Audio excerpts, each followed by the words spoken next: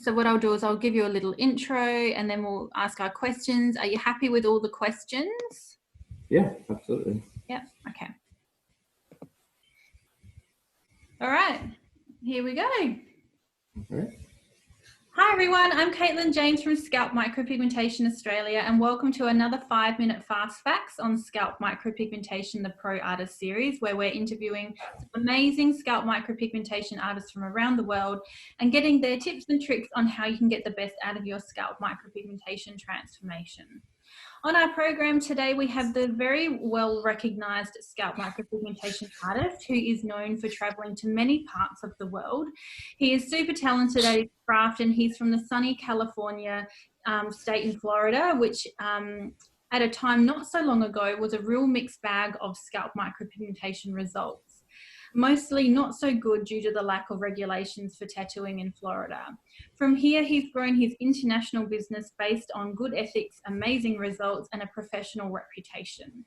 With a clear need for correctional work in his area, it has led him to create the removal system for bad scalp micropigmentation results called Undo. He's won many numerous awards, including Best International Artist for Scalp Micropigmentation in 2018 at the Team Micro Awards, and he also placed second for that last year in London in the UK. He also placed second for the same, sorry Seif, I'm stumbling here because I missed a section and I wanted to go back. I'll just start that a little bit again. Okay, no worries.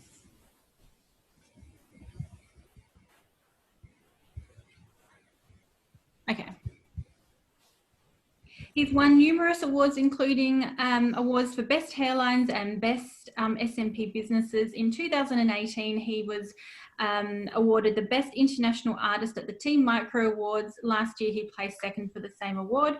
And last year at the Orlando World Scalp Micropigmentation Awards in Orlando, Florida, he was placed third for the best company in the US and second for the best company in Africa and the Middle East. So with so many awards behind you, I think you all know who it is. Today we are chatting with Seif Sidky. It's fine. It's fine. No one can pronounce my name correctly. I'm going to say it again. Okay. Sorry. There's going to be so many edits in yours. I don't know why I'm finding it so hard. I haven't had to do this yet. All right. Today we are talking to the owner of International Hairlines, the latest removal system called Undo. Today we are chatting with Seif Sidky. Hi, Caitlin. Hello. How are you? Good. How are you? Good. Yeah, I know. It's been a long time. How's tomorrow doing? Since you're tomorrow and I'm in the future. Yeah, you're in the future. It's good. We're based obviously in Australia, which at the moment with all lockdown with the COVID-19, we're recording this during the lockdown period. We're actually doing really well out here, so hopefully it's not too long before we go back to work. How are you coping over there? Man, I wish it was like Australia and Germany and other countries, but it seems like unfortunately the US we're not doing as well. Obviously it varies from state to state, but it looks like we're going to be in lockdown for a little bit longer. Cool. All right, so let's start with our questions. So tell us, what were you doing prior to starting out in scalp micropigmentation, and how did you come to enter the SMP industry? So prior to SMP, I did a lot of different things here and there. Everything from, I used to own a foreign language school for children. I was also an insurance broker immediately before doing SMP, which is something I was pretty successful at, but I just really didn't enjoy it at all. And once I got into SMP, that was it. I dropped everything else and focused 100% on this, and the rest is history. Yeah, where did you first see it, or how did you even come across scalp micropigmentation? Well, interestingly enough, I actually heard a radio ad of all things by one of the more prominent companies, and then I was actually gonna fly over there to get my own scalp done. And I did a little bit more research, and then I found somebody who's closer here in Florida, but it was still a 3-hour drive, which led me to think, like, how is this not prominent in a place like Miami, in South Florida? So that's when the light bulb was lit, basically, and I realized I got to bring this down to South Florida because there'd be a huge demand for it. Yeah, excellent. And so I guess being through the transformation process yourself, you can most likely relate super well to your clients and really understand where they're coming from and how, you know, it's changed your life having the treatment yourself. And I guess you can probably look forward to helping others, you know, through their own transformations. Absolutely. So tell us, we talked a little bit in your intro about the poor results that were sort of coming out of your area. Were you seeing this pretty early on in your career path here in SMP? You know, when I first started, there wasn't much in terms of competition so I wasn't seeing that many bad results. It wasn't until about a year and a half later or so that there's a huge influx of trainers and new artists, and Florida is being one of the more lax states in terms of regulations. So we had a lot of people jumping on it without proper training, and that's when I started to see a huge influx of poor results. Yeah. So yeah. And so what sort of things do contribute to a bad result? How does someone know that they really haven't received, you know, top quality scalp micropigmentation? Well, from an artist standpoint or from a client standpoint, because from a client, if he looks in the mirror and it doesn't look natural, it doesn't look seamless after getting a haircut. I mean, if we're talking about, you know, a full shaved effect bald guy, if it doesn't look seamless and natural, then it's not done well enough, I don't think. As far as density cases, obviously you wanted to achieve the desired results, but from an artist standpoint, you know, there are a lot of ways that things can go wrong, and some of it are not very obvious to the client, but some of it is just really apparent and unfortunate. Yeah, so things like I guess improper blending, like you mentioned, and the dot size. You know, perhaps if an artist has maybe penetrated the skin a bit too deep and has some unsightly, uneven pigment specs, it doesn't look realistic. I guess that's when they might look into having either correctional work or get the opinion of another artist at the first instance. Right. So give us a little bit of a story. Explain the worst outcome that you've seen of a client that's received poor scalp micropigmentation. Oh, I've seen some really bad ones, to be honest. Like some of them, unfortunately, there's absolutely nothing I can do for them. You know, I'd have to send them off to laser, and some of the worst ones I've actually seen were in Egypt. I mean, I've seen a guy with a full-on tattoo from neckline to hairline, and unfortunately, they don't even have the proper lasers to do these types of removals. Yeah. You know, I see all varying degrees of botched work, but I was referring a lot of them to lasers, and some of them till today I still refer them to lasers because it's just too big of a job to remove with a non-laser solution like Undo. But now I can keep them in-house and lighten it enough or remove enough of the bad work to be able to work it. Yeah.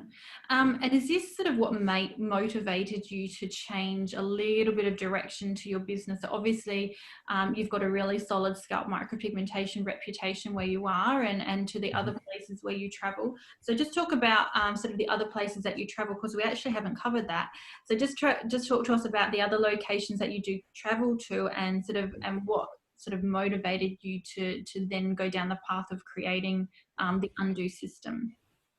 Right. So, yeah, I do have a location in Egypt, and just like in Florida, I've seen some pretty bad work there.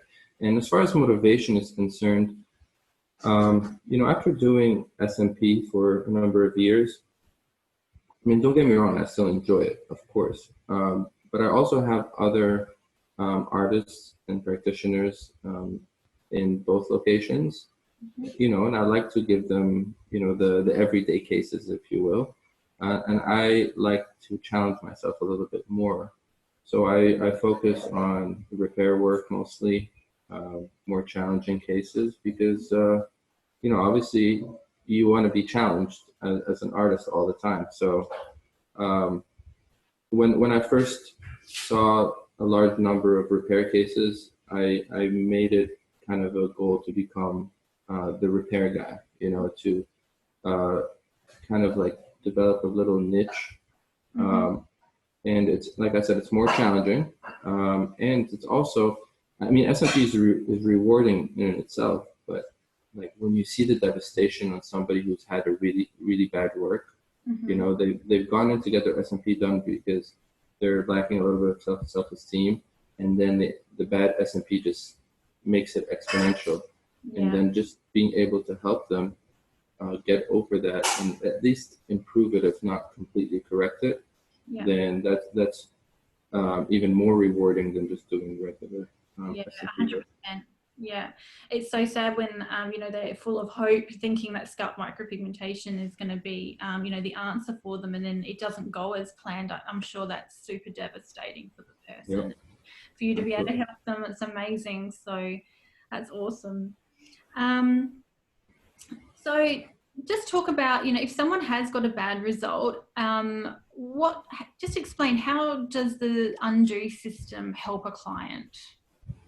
Right. So the disclaimer here is, like I said earlier, undo is not going to work if you need to remove the entire scalp, right? Yep. But it works great if there are visual mistakes. So whether it's poor hairline design, there's a little bit of dermal staining, a cluster of blowouts. If it's localized, then undo is great for lightening it just enough that it's not so obvious and it's not a glaring mistake, and then you can blend it out with proper SMP after that. Yeah. Because I've noticed a lot of artists try to repair SMP, repair bad SMP with good SMP, which might look good initially, immediately after a treatment, but what happens is with good SMP, it tends to fade as good SMP does, but the bad SMP doesn't. So you're going to end up with the same problem a couple of months down the road. It's always going to haunt you. Right, it's always going to haunt you. It will never go away, the bad work. So you want to kind of almost demolish a little bit by removing some of the ink and building from the ground up and blending it with the good SMP. Lovely. So say if someone wanted just to soften out a hairline, so we're going to use the Undo system to remove parts of the hairline and soften it out, what can a client expect? How many sessions of Undo would they need, and what does that healing process look like for the client? What downtime do they need to consider if they're going to redesign a hairline? Right. So if you're not looking to remove completely, if you're looking just to soften it enough to be able to work it again, you're looking at about 2 sessions, maybe 3 of removal. And it's about a 4-week healing period between one removal session and the next. And when I say healing period, it's not like it's going to be, it's not a wound that's going to be there for the entire 4 weeks. You're going to have a little bit of, it will take about 4 to 5 maybe 6 days initially. And then from there, it's just a matter of the skin regenerating. Every 28 days, the skin regenerates and just brings back the collagen to the skin and getting it back in good enough health that you can work it again.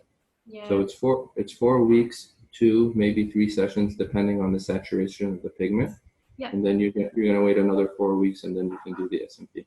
Yeah. Perfect.